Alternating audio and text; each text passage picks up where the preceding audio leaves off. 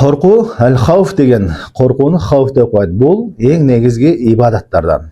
Бул корку болсо, Аллах Таалага болгон корку, Аллах Тааладан болгон корку адамды күнөө иштерден, арам иштерден тыюучу негизги ибадат.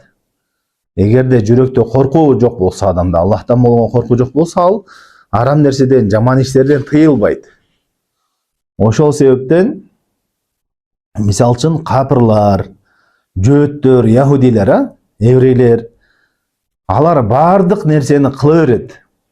Бардык нерсени кыла берет. Аларга мындайча айтканда чек жок, тыюу жок.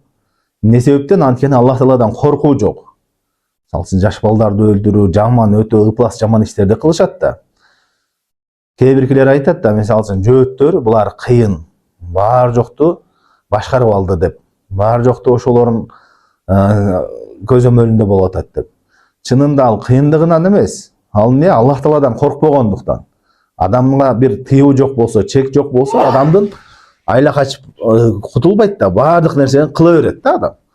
А мусулмандар болсо, Аллах Тааладан корккон үчүн көп нерседен тыйылат. Мисалы үчүн киши өлтүрүүдөн тыйылбаса, рибадан тыйылбаса, арамдын эч кандай түрүнөн тыйылбаса, анда адам бардык нерсени кыла берет да, көп нерсеге жетишсе болот андай жол мененчи. Бирок мусулмандар Аллахтан корккон үчүн көп жаман иштерден тыйылышат.